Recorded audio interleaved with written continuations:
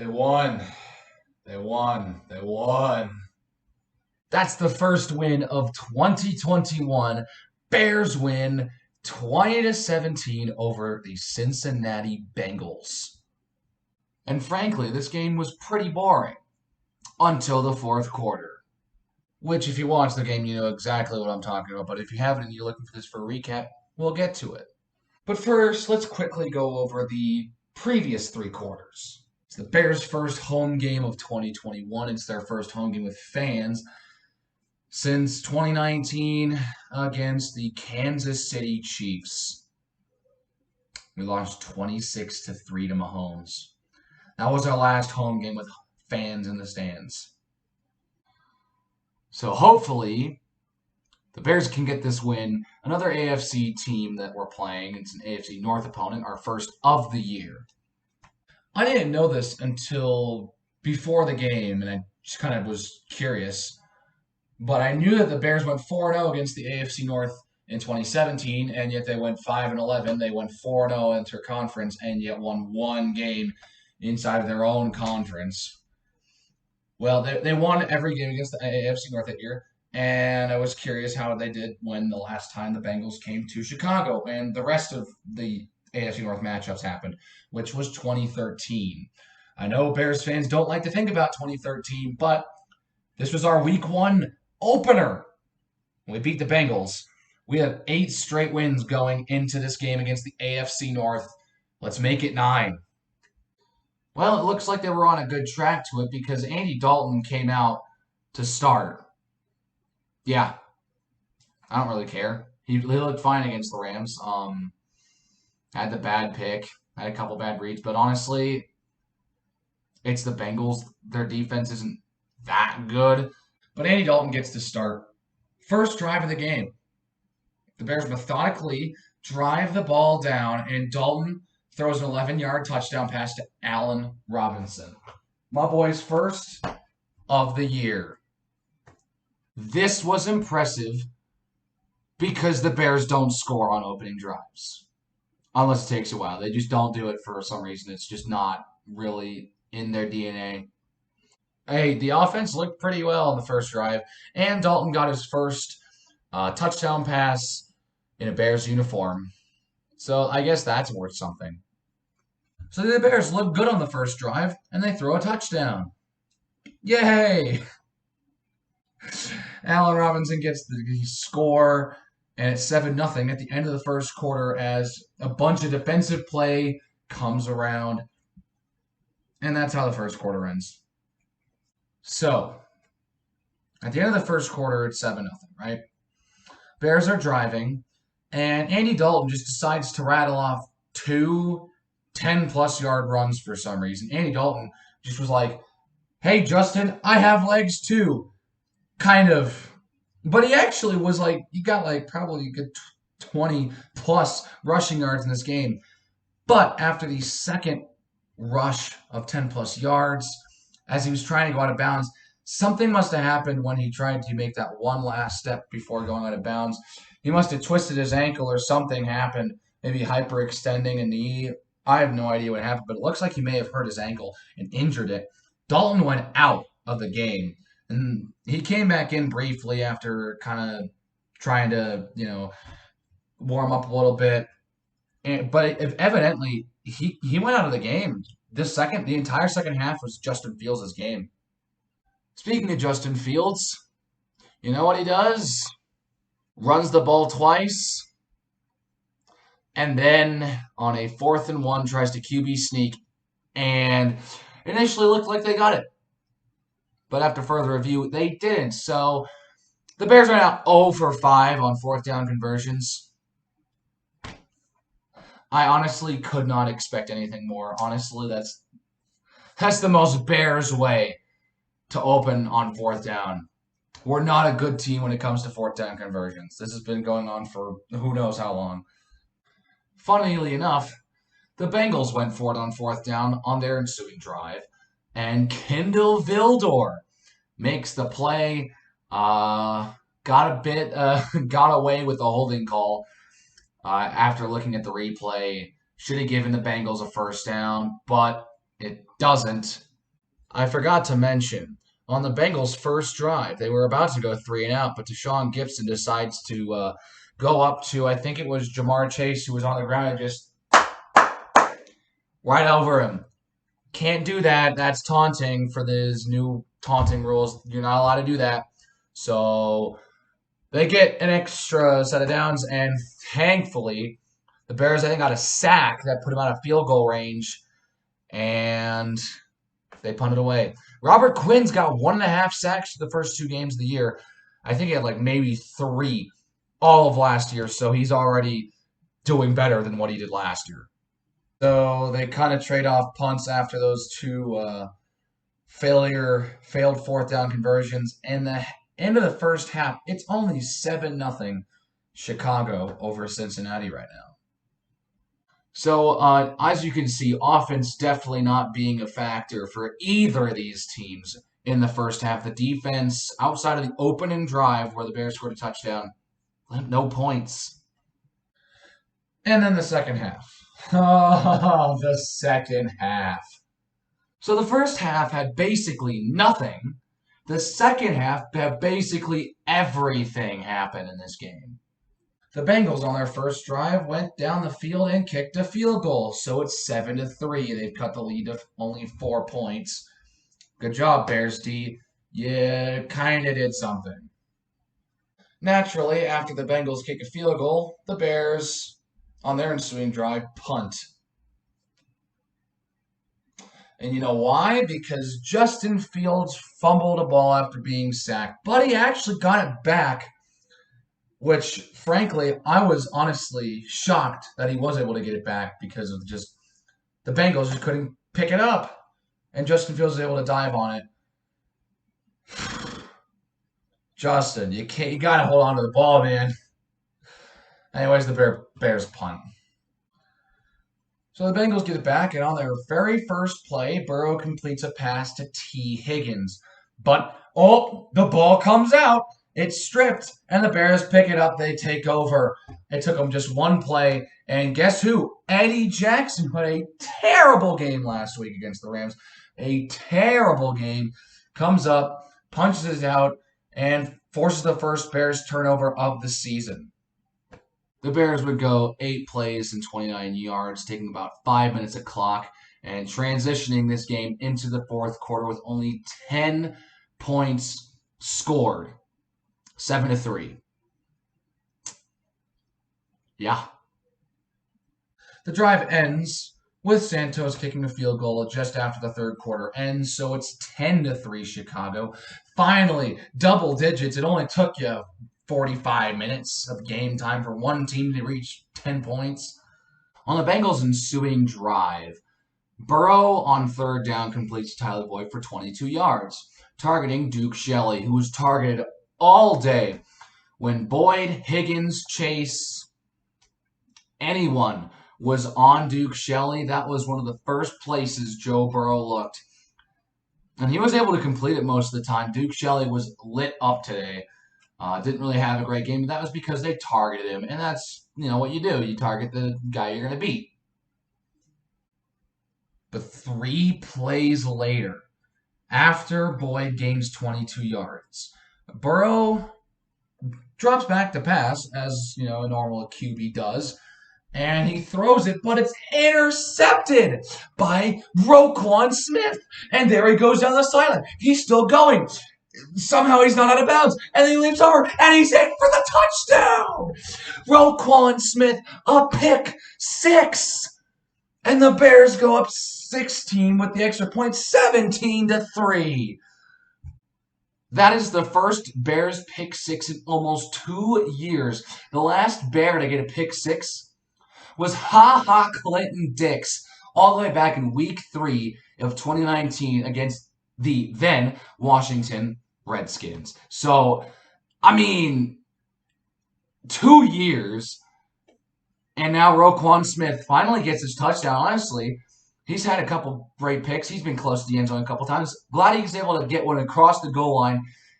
He's got his first NFL touchdown, if I'm not mistaken. So the Bears kick it right back to Cincinnati. And on the very next play, Joe Burrow throws another interception. This time, it's the first career interception for Jalen Johnson. He gets the interception. It only took him about a year. I mean, he was a rookie last year. He got targeted a bunch, but this time he's able to come up with the interception. Not the intersection, the interception. A great read by Johnson to pick off Burrow, and that's 2 picks in 2 straight pass attempts after Joe Burrow had the longest active NFL streak of passes without interception, which was just under 200 passes. And then he goes back to back. What do the Bears do with this opportunity now? You just scored a touchdown and got another turnover on back-to-back plays? How does the Bears offense respond? By punting. But on the very next play, the very first play on the next Bengals drive, Burrow's pass is tipped by Alec Ogletree, and it's intercepted again! The third straight pass thrown by Joe Burrow that was intercepted. Can you believe that? 3 straight passes that have been picked off. That is unbelievable. You got to feel bad for Joe Burrow in a way. Like, that was the worst he looked in his career right there. This pass was picked off by Angelo Blackson, someone who I never heard of until that play right there. And initially, I thought it was Eddie Goldman because he's 90, and I think Eddie Goldman's actually 91, but I thought it was Eddie Goldman off the spot, and I had no idea it was actually Angelo Blackson getting the pick. So that means Smith, Johnson, and Blackson all get picks. A secondary pick, a linebacker pick, and a defensive line pick on 3 consecutive passes from Joe Burrow. That has got to hurt. 3 picks on 4 plays. The 1 play in between the first and the second was just a run by Mixon. And so naturally what happens next? The Bears offense can't do anything with that turnover. And that turnover was like inside their 15. And the Bears had to settle for 3 points. Santos boots the kick. It's 20-3. It's a 3-score game with under 10 minutes to go. This game is on lockdown. This game is over. Right? No. Last year was the year for 3-score comebacks. This year, so far, looking to be the one where we might be collapsing. Because on the ensuing drive, Burrow goes 4 for 5 on passes, and he throws a 42-yard bomb to Jamar Chase, who runs into the end zone for a touchdown. And I was just sitting there like, you know what? Joe Burrow has his touchdown pass in Soldier Field. Good for him. Not like it'll matter anyway. They're already out of this game. So we'll be fine. Right? This is when I just had all hope lost for a second. For a fat second, I had all hope lost. Because on our 3rd play of the ensuing drive, Fields throws his first pass of the drive after Montgomery has 2 runs. And his pass is intercepted inside our own 20. And naturally, the Bengals go 1 play, Burrow to T. Higgins, touchdown. It's the 3-point game. Just like that because Justin Fields threw a pick. That was a terrible read by Justin Fields. And it cost him 7 points. It did. That was the only turnover of the game for the Bears, but my God, did it feel like it was like the 3rd or 4th because of how many the Bengals had turned it over on 4 straight possessions before these 2 straight touchdown drives, by the way. The Bengals had 7 possessions in the second half. 3 went for scores. The other 4 were turnovers. 3 picks, a fumble, a field goal, and 2 touchdowns. Something happened every time the Bengals had the ball in the second half. It was nuts. So there's under 3 minutes to go, and it's a 3-point game. And now all of a sudden, the Bears have to run out the clock. And You know us. The Bears are not good offensively, so getting a chance to run out this clock is going to be something special if we're able to get it done. I mean, literally, the defense did all the work in the second half. They got 4 turnovers. If they didn't get those 4 turnovers, that we would have lost this game probably. And the fact that we did get 4 turnovers, we won the turnover battle 4-1 plus 3 turnover differential, and only won by 3 points is the most embarrassing part about this. Because Justin Fields on a third down gets a great scramble, breaks off a sack tackle behind the line of scrimmage, and is able to pick up the first down. They run the clock down. David Montgomery gets the last first down that is needed, and the Bears run out the clock and win. The fact that this game was a 3-point game after being up 17 with just about 5 minutes to go is bad. It is bad. It did not need to be that close. Should not have been that close. And if that was against pretty much the majority of the other teams on our schedule, we lose that game. We do. We lose that game. So next week, we've got the Cleveland Browns on the road. Oh, no. Keep in mind that this was the team who went on the road to play probably the best team in the league and was at home this week for probably the worst team in the league. Kansas City and Houston, respectively. And the Browns almost beat the Chiefs. They played so well against Kansas City. They could, seeing how they performed in that game, the early, reactions were like they could go to the AFC Championship game, possibly even win an Arrowhead if they get a chance again. And then this week, they decide to play the Texans and beat them only by 10 points at home and kind of make it pretty close for the majority of the game. I think the Browns learned their lesson not to underestimate an opponent and to just Cleveland won by 10 to Houston, and that's where we're going next week.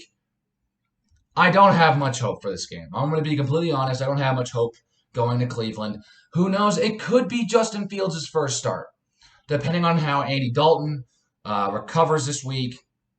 If Justin looks better than him in practice, because both QBs didn't really look that great in this game. Yet Justin Fields made some rookie mistakes. But, they both looked pretty much the same. That was really it. Justin and Andy looked pretty much similar. There wasn't much difference, except for that Justin threw a pick and Andy threw a touchdown. So after Cleveland, we come back home and we play the Detroit Lions.